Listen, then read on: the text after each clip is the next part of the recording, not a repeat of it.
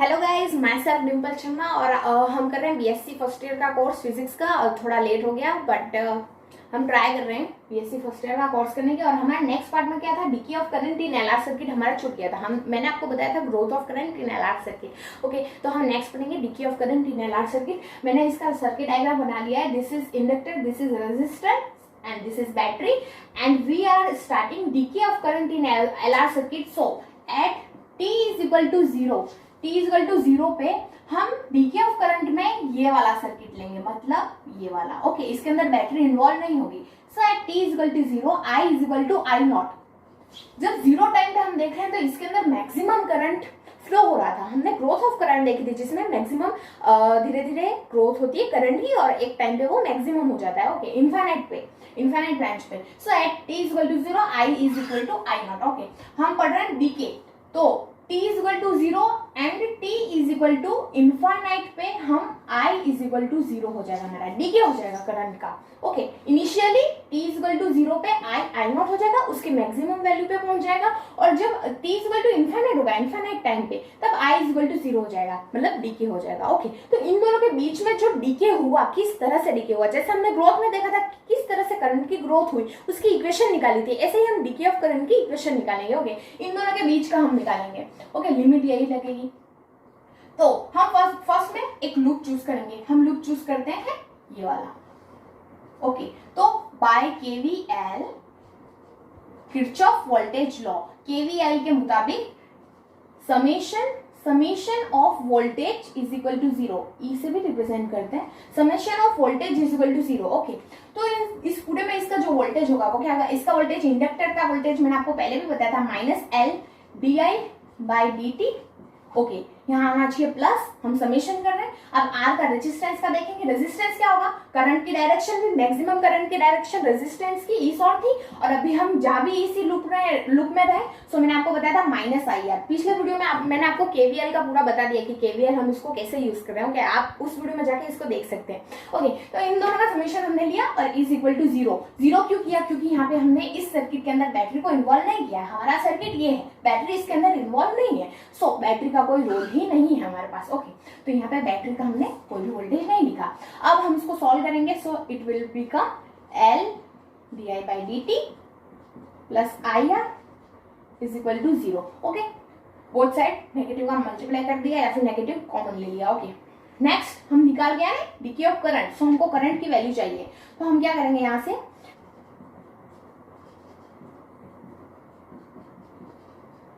Okay, and it will be here and this will be there because di के साथ i लेंगे और ये तो r तो कांस्टेंट है, r by l and this will become dt and negative sign. Okay, this will be। और अब इसका हम करेंगे इंटीग्रेशन। ओके, इसका इंटीग्रेशन करेंगे तो इसकी इंटीग्रेट वैल्यू यहाँ कर रही हूँ। ओके, इसकी इंटीग्रेट वैल्यू क्या आएगी, log I is equal to minus R and L। Resistance और इंडक्टर की वैल्यू हमारे पास कांस्टेंट है R है, और dt का इंटीग्रेशन क्या होगा, t। Okay, t plus c, क्योंकि हमने कोई लिमिट नहीं लगाई है इसलिए कांस्टेंट c आएगा। ओके, कांस्टेंट c आएगा। अब हम इस c की वैल्यू हमको निकालनी है। आप डायरेक्ट लिमिट भी लगा सकते हैं, हम इसको बिना लिमिट लगाए सॉल्व कर रहे हैं। c की वैल्यू हम निकालेंगे। सो इनिशियली बहुत सिंपल है, सेम हमने ग्रोथ पढ़ा था उसी तरह से इसको भी सॉल्व कर रहे हैं। Initially at t is equal to 0, I is equal to I naught। t is equal to 0 पे I naught हो जाएगा, तो ये क्या हो जाएगा, log I naught। हम इनकी वैल्यू यहाँ पुट करते हैं और यहाँ से c की वैल्यू निकालते हैं। ये तो 0 प्लस c। ओके, तो c की वैल्यू हमारे पास log I naught आ गई। ओके, इसको इसमें पुट करते हैं, c की वैल्यू को, ये 0 है नहीं है, बराबर है। Okay, this is the value of c। इसको इस इक्वेशन में पुट करेंगे। So it will become, it implies log I minus is equal to minus R by L T plus log I not. Okay, plus log I not. Okay, this is the our required. And next we have log I, और इसको यहाँ ले आओ, log I minus log I naught is equal to minus RT by L। Okay, we have log A minus log B is equal to log A by log B। So it will be log I by I naught and base होगा E और this is minus R T by L. इसका एक formula है, अगर log E of A is equal to x हो तो E की power x is equal to A होता है। ओके, इस फॉर्मूले का यूज करके हम यहाँ करेंगे E की power this is x minus R T by L is equal to I by I naught. Okay, I is equal to I naught यहाँ ट्रांसफर हो जाएगा, हमारे पास क्या आ जाएगा I is equal to I naught E की power minus R T by L और यहाँ पर भी टाइम कांस्टेंट जो है t और टॉ उसकी वैल्यू L बाय आर ही होती है। ओके, क्योंकि हम LR सर्किट ही पढ़ रहे हैं, ग्रोथ हो या फिर डीके हो, LR सर्किट तो LR सर्किट ही है, सो टाइम कांस्टेंट सेम रहता है। इसका टाइम कांस्टेंट भी L बाय आर ही होता है और इसकी यूनिट होती है second. Okay, so this is our required formula for decay of current in LR circuit. और इसकी टाइम कांस्टेंट की वैल्यू एक बार हम निकाल लेंगे कि डीके के हिसाब से टाइम कांस्टेंट की वैल्यू क्या निकलती है। 63.2% करंट हो जाए अगर उसकी मैक्सिमम वैल्यू का, तो उसको ही टाइम कांस्टेंट बोलते हैं, जो कि ग्रोथ के हिसाब से होता है। वैल्यू तो सेम है, उसकी डेफिनेशन आप अलग अलग बना सकते हैं। डीके के लिए इसकी अलग डेफिनेशन आप लिख सकते हैं, बट दोनों का मीन सेम ही रहेगा। ओके, तो for decay of current in LR circuit the value of time constant we are finding at t is equal to tau which is L by R। तो ये इस फॉर्मूले के according I is equal to I naught e to the power minus R by L dot t था और t की value हमने L by R लिखी है। मैंने आपको पहले वीडियो में बताया था कि L by R क्यों लिया, क्योंकि ये e की पावर में डायमेंशन लेस होना चाहिए और भी आप अच्छे से उस वीडियो को देखिए, आपको समझ आ जाएगा। L by R both cancel हो जाएंगे और it will become e to the power minus 1, so 1 by e I naught और we know that 1 by e is equal to 0.368, so I is equal to 0.368 I naught or I is equal to 36.8% of I naught। So time constant की definition क्या हो जाएगी? Time constant is a time period because t is equal to tau, tau ही t है। Okay, time constant is the time period at which the value of current will become 36.8% of its maximum value. ये इसकी definition है। उसका graph, LR circuit का graph, decay में LR circuit का graph कैसा होता है? Okay, this is current I, it is its maximum value I naught and this is time period t and this will be exponentially decay होता है। Okay, and this is 0, exponentially decay होता है।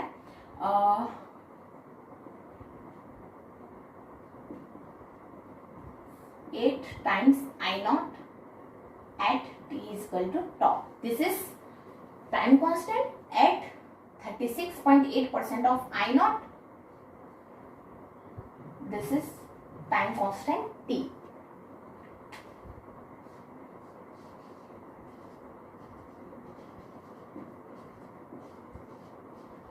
बनाए thermo and resistor.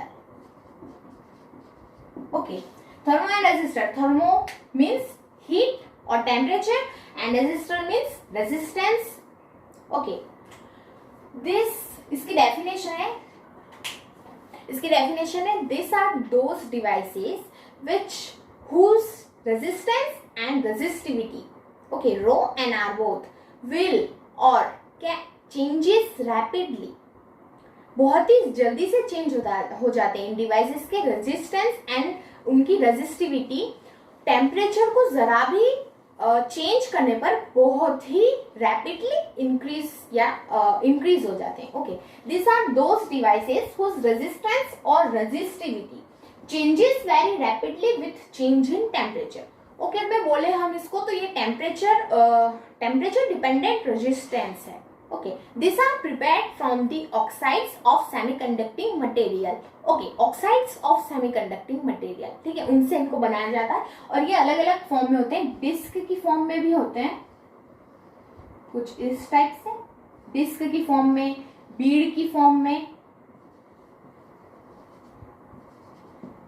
Disc and Beed, और rod की form में भी होते हैं मिस्टर। ये दो टाइप के होते हैं, PTC positive temperature coefficient and NTC negative temperature coefficient. Temperature coefficient क्या था, अल्फा, जो हमने पढ़ा था, resistance R equal to R0 1 plus alpha T।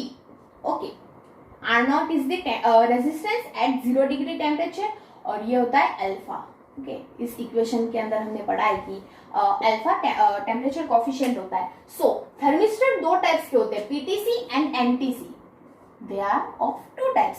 Positive temperature coefficient ऐसे थर्मिस्टर जिनका जो अल्फा हो वो पॉजिटिव हो, एंड नेगेटिव जिनका अल्फा नेगेटिव हो। ओके, और थर्मिस्टर जो होते हैं वो नॉन ओमिक डिवाइस होते हैं, ये ओम्स लॉ को फॉलो नहीं करते हैं। करंट इंक्रीज करने पर वोल्टेज जो है वो इंक्रीज नहीं होता है, स्ट्रेट लाइन नहीं आती है ग्राफ के अंदर। ओके, इंक्रीज होता है या फिर डिक्रीज होता है, जो भी होता है, बट कर्व बनेगा, स्ट्रेट लाइन नहीं आएगी, ये ओम्स लॉ को फॉलो नहीं करते हैं। So this are non ohmic devices, इनको नॉन ओमिक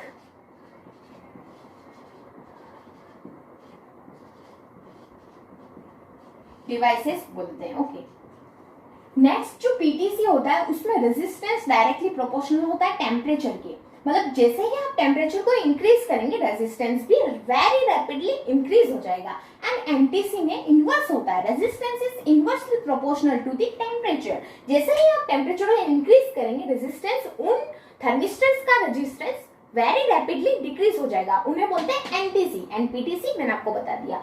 ओके, ये थर्मिस्टर था एक छोटा सा टॉपिक। ओके, इनको किस सिंबल से रिप्रेजेंट करते हैं, इनको इनका सिंबल है रेजिस्टेंस बनाना और फिर सर्कल रेजिस्टेंस के ऊपर, ये इनका सिंबल है। Okay, this is that symbol.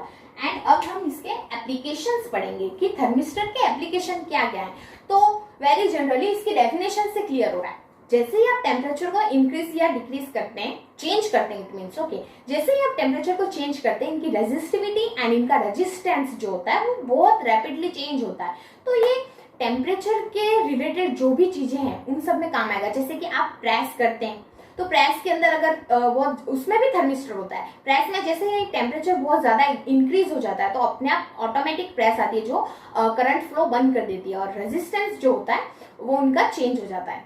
Okay, तो करंट फ्लो होना बंद हो जाता है उसके अंदर। फ्रिज पर हम फ्रिज देखते हैं, फ्रिज के अंदर भी थर्मिस्टर होता है, और स्मोक डिटेक्टर्स जो होते हैं उनके अंदर भी थर्मिस्टर होता है। ये तो एग्जाम्पल्स है। ऑटोमेशन ऑफ डिवाइसेस, जैसे कि ऑटोमेटिक, जैसे कि हमने प्रेस का एग्जांपल देखा, प्रेस जो होती है ऑटोमेटिक करंट फ्लो बंद हो जाता है उसके अंदर, क्योंकि रेजिस्टेंस चेंज हो जाता है उसका। तो जो सर्किट होता है उसके अंदर रेजिस्टेंस बढ़ जाता है, तो उसका जो करंट फ्लो है वो कम हो जाता है, तो वो ऑटोमेशन का काम कर रहा है। ओके, तो automation of devices like fridge,